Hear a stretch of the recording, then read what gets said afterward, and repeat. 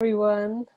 Welcome to this interview with Chef Taffy Elrod from Hudson Valley in New York State, and I wanted to bring Chef Taffy onto this platform just to share her views. She's written an amazing article about her experiences after leaving the industry, after leaving her restaurant, and how she's pivoted and how it made her look at self-care. So I will begin by saying that Chef Taffy is an instructor, culinary instructor, a menu planner, a consultant, a former restaurant owner, and a chef. So she's worn lots of different hats. But I'm really excited to have her share experiences of discovering self-care. So thank you so much, Taffy, for being here. No, thank you. Thank you for having me. Uh, Always great to talk about myself.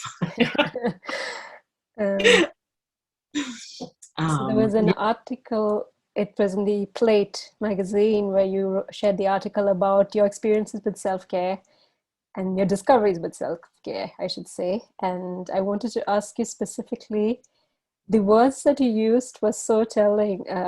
You had an idea, an impression that self-care was a marketing ploy for self-indulgent civilians, and all those words just marketing ploy. It makes, when I hear that, it makes me think that it's not really important, and self-indulgent is almost like chefs have no time for that. hmm And civilians is like that real clear separation. We are not civilians. We are fighting a war. We are part of a brigade, so we can't have the same things as civilians or normal people do. So I'd love to hear you speak more to that. absolutely. It's interesting because it's been a little while since I wrote that piece and since it was published, and but there continues to be so much going on that can make it hard for people in the industry, obviously, and now civilians too, to feel that they can take care of themselves, or take that time. I think now almost everybody is feeling that sense that maybe it's self-indulgent to say, I'm going to take care of myself, or I'm going to take care of myself first. But absolutely, coming from the industry, 20 years in the food industry, and definitely as a woman in the food industry and a woman of color in the food industry, that idea that I really just thought it was something that people said to, like sell bath bombs. I mean, I really just, that's what I thought, like, that if you want to buy a face mask or go to the spa, it's self-care. And I never gave it much more thought than that. And I had worked in the industry for a long time in New York City.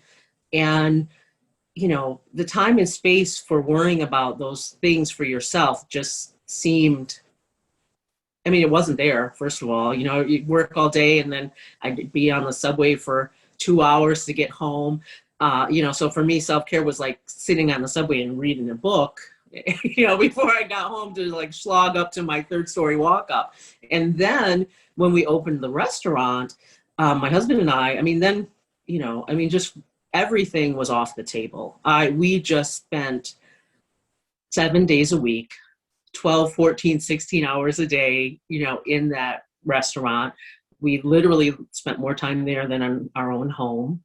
And that was all, that mattered. That was all I could put my time and energy into. And of course, realistically, that was, it was survival. But when we talked about ways to give ourselves more space and more time as human beings, we always hit this wall. Well, no, because the restaurant, has to come first. This has to be done. That has to be done. And, our restaurant, we lost the physical restaurant. We actually still have the business and are trying to revive the business. We've had the opportunity to try to do so, which is really difficult right now. But so I still have this, besides all the other work I've been doing, I'm still in this kind of flux of trying to keep the restaurant alive in some form, or the business alive in some form, and trying to work.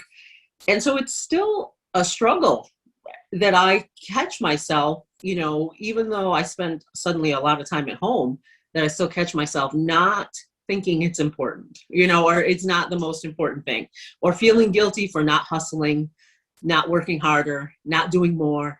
There's more hours in this day. You could be doing more.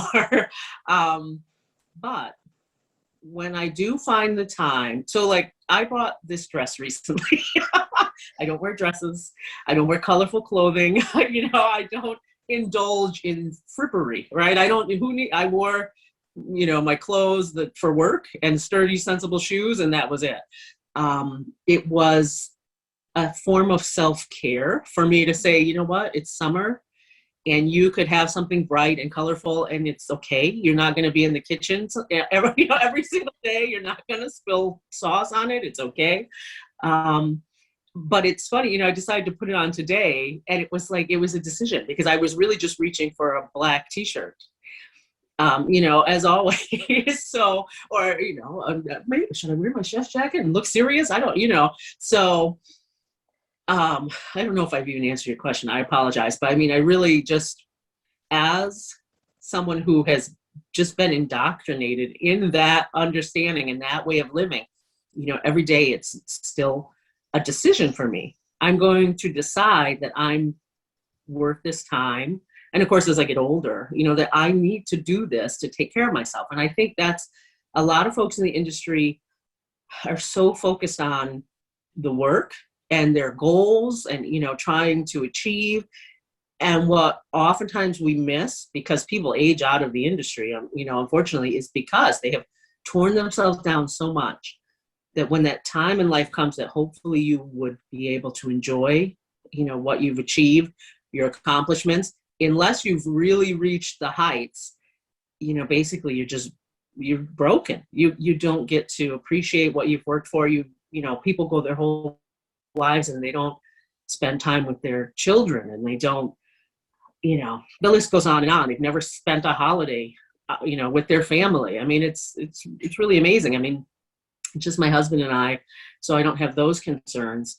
But that's what really amazes me because we used to be in the restaurant and I would think if we had kids, I don't understand. Like we wouldn't, like what would be happening right now? This would be impossible. So yeah, it's been a learning experience. I'm still learning.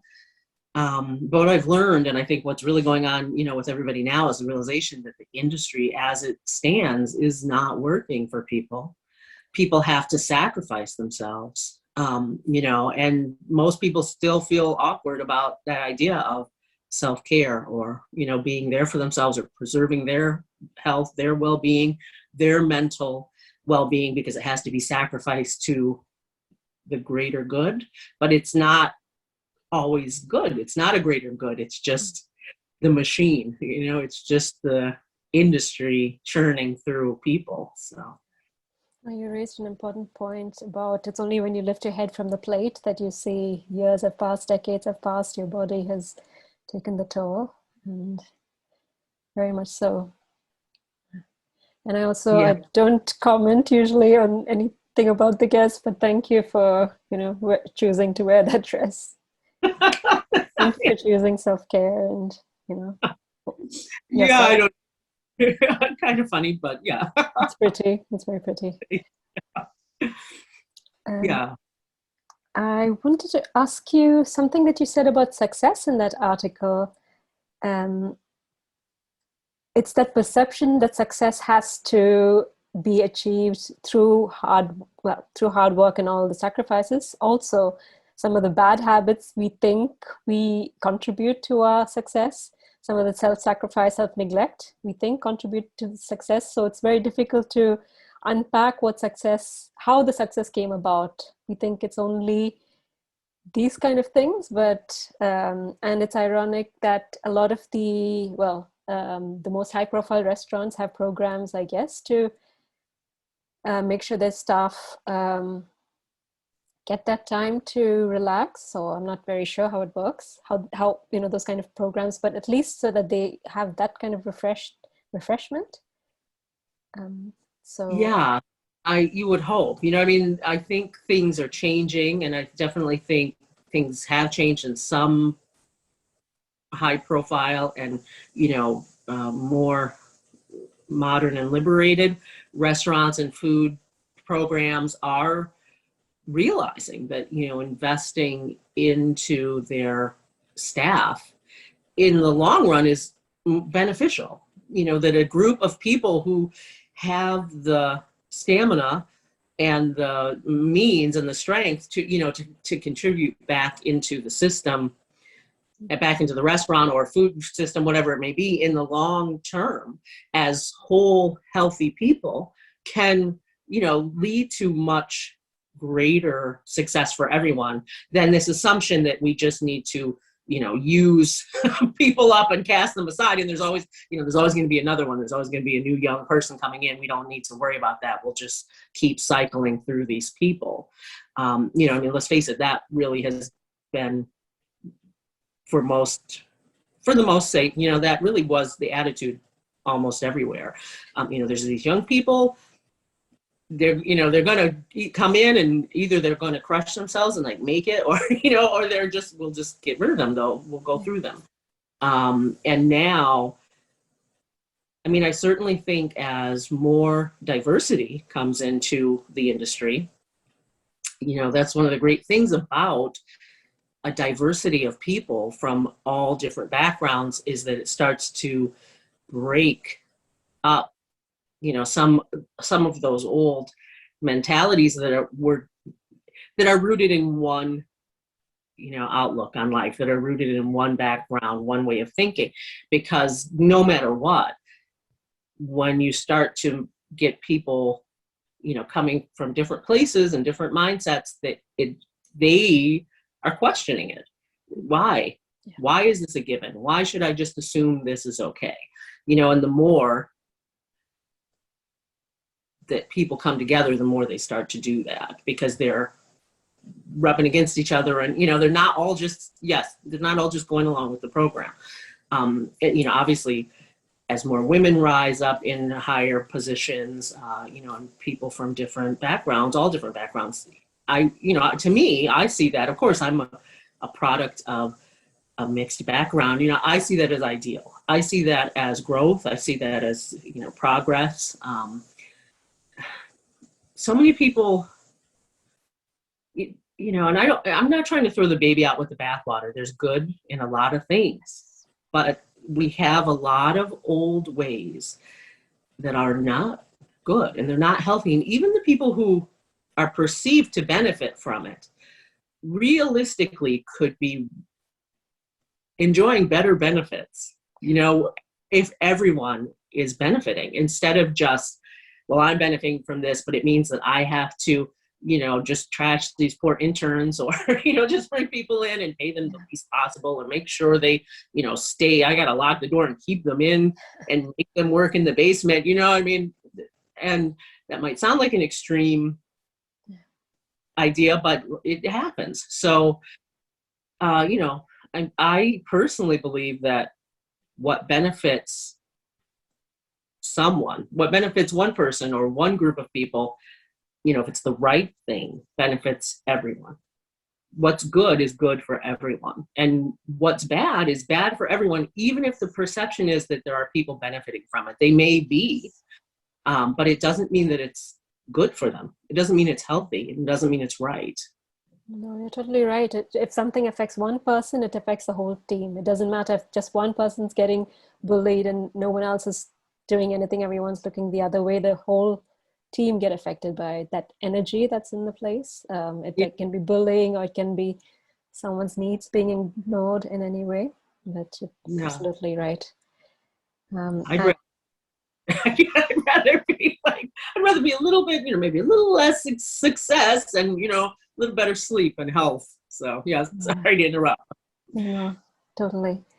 And I think it's a call that everyone needs to make for themselves. What kind of team do they want to lead? What kind of impact do they want to have?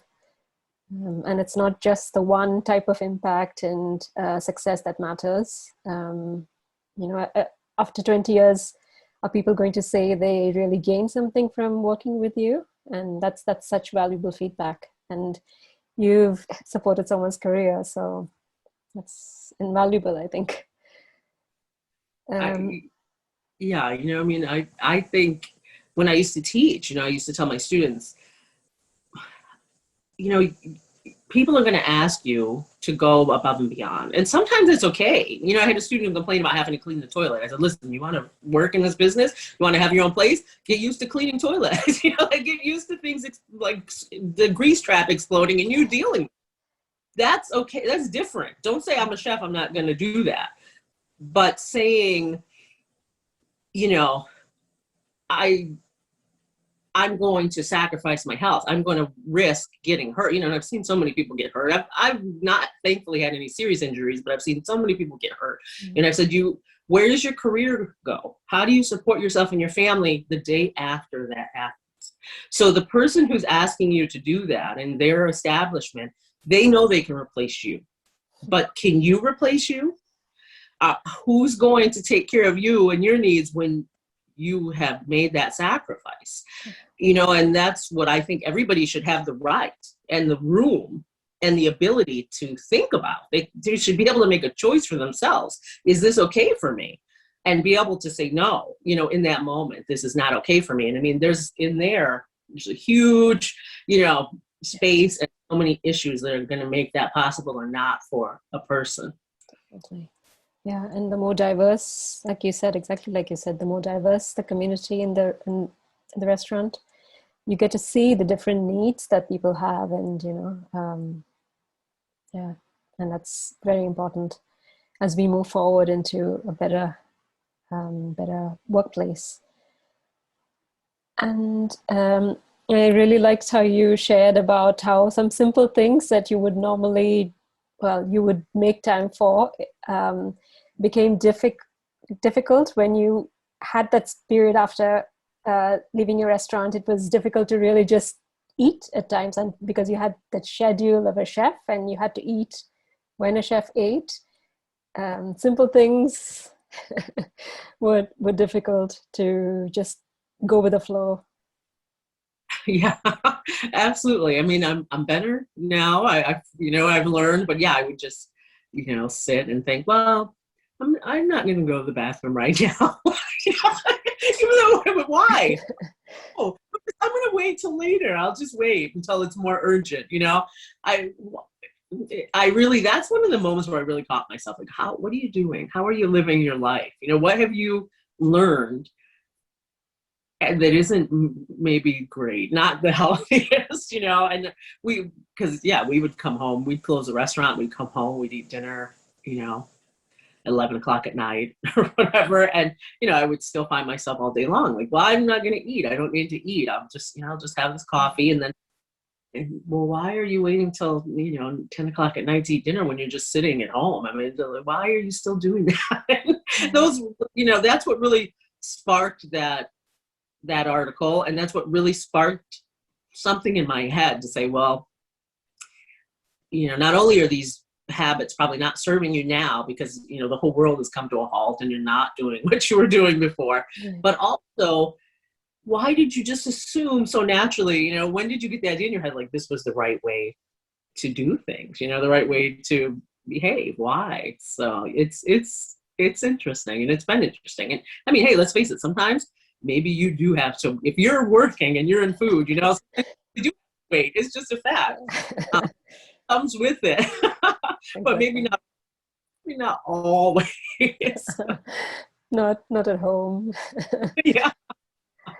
And I thought this would be very valuable to ask you. How did that unravel, those things that you were conditioned with and things that you recognized, okay, maybe I should question this, but how did you manage to unravel those habits? I could call them habits, maybe.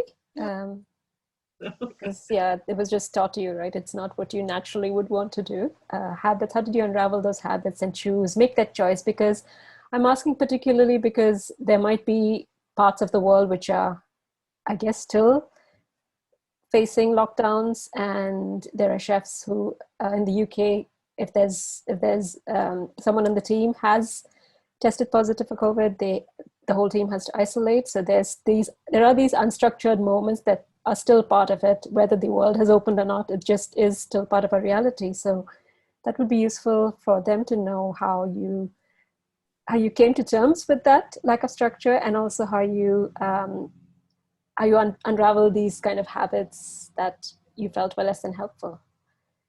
Yeah, that's a good question. I'm still doing it. I'm still working on it. And for me, it was so abrupt Mm. from working 6 or 7 days a week to suddenly being home. So it's not ideal. It's not something, I wouldn't necessarily, but a lot of us went through it. And I would say that if I hadn't gone through it, I don't know if I would have had that conversation with myself. I might have just kept on. I can admit that too. So, but I think having that time, and I was alone, completely alone, except for our cat, because my husband got stuck overseas. He got stuck in Europe, where he's originally from. So I was really just suddenly on my own. And, in being with myself so much in that time and having to find things to do and understand how I was going to fill my time and find work that I could do from home, I just began to notice myself. I guess for lack of anything else to pay attention to, I just began to notice myself and my actions and think, and I've always been a questioning person. I like to understand things, and I like to try to make sense out of things. And I don't like to assume that things are the way they are, necessarily because that's right. So I guess I think for anybody, whether you're currently working in food or anything else, or whether you're at home in some kind of, lockdown, or you have to isolate, it's tempting to just try to fill the time, and it's tempting to try to keep that level of activity, and not just tempting, but it feels like the right thing to do. It's, you feel like you need to always be at this high level of production and always be busy and working and doing something that makes you a useful person. I mean, I think most of us in the food industry very strongly have this feeling that we need to be useful, we need to be busy, we need to be contributing, we need to be producing. And it was in those moments that I just looked at that and questioned it and said, well, is that true? Is that so? Is that why I exist? Because I was feeling that discomfort. Because if that was why I existed, then my existence was not useful in any way while I was sitting home. Suddenly I had no valid reason to exist according to that logic. So I really had to say, well, is that logic correct? Because that's pretty dismal if that's the case, and I wanted to be out more doing things, but it just didn't, I wanted to be in the restaurant and trying to feed people and trying to feed frontline workers, and by myself, it just didn't make sense. If I were going to get sick, I was just going to be alone. So I just really couldn't do that. And it was in that space that I just started to say, well, what if, you used to work 7 days a week and be tired and want a day off? Well, be careful what you wish for, I said, what if this time off is time off? What if you can use it in another way? And that might be a 10-minute break. It might be a trip to the restroom when you need it. It might be eating a meal. I used to work in a place where one of my I was a floor manager, and in the heat of the summer on a busy, night, I would sneak around the corner and go get ice cream bars, go foodie ice cream bars, because they were dairy free, and distribute. That was like one of my highlights, distribute them to the staff. It would make them so happy. They would just be so happy to just have that sneaky moment. I'd say, just here, take it. I'll take care of your table. Go behind the, whatever. Go behind the line. Just eat this ice cream sandwich. That would bring them so much joy for 10 minutes, and it would lift the evening, and sometimes it's just, and that's the other thing too. Somebody take care of your staff, look out for your staff, but look out for yourself if nobody else is looking out for you. And, if you need a 10-minute ice cream break, then you need to have a 10-minute ice cream break. Make your whole night better, because your service is going to be better. Customers are going to be happier, if you need to look at it that way. It's okay for it to be for you. But if you need to look at it that way, it's going to lift everything and everyone. Mm. And I'm hearing in your words, it's just giving permission to yourself to, I mean, even if you don't want to call it self-care, it's just giving permission to yourself to enjoy ice cream, to take a bathroom break, to eat something. Yeah, yeah. It's makes it accessible. You can do it. No one has to give it to you. Yeah, you really need to find that space for yourself. And, I mean, like I said, there is a line between self-care and self-indulgence, and that's a real line, but you really need to find, because the other thing is, if you don't know how to take care of yourself, then it feels natural to you when other people don't give you the space to take care of yourself. And that's a problem. And for a lot of us, that's a real problem. It feels natural to us when others do not give us the space to take care of ourselves. Yes. Yeah.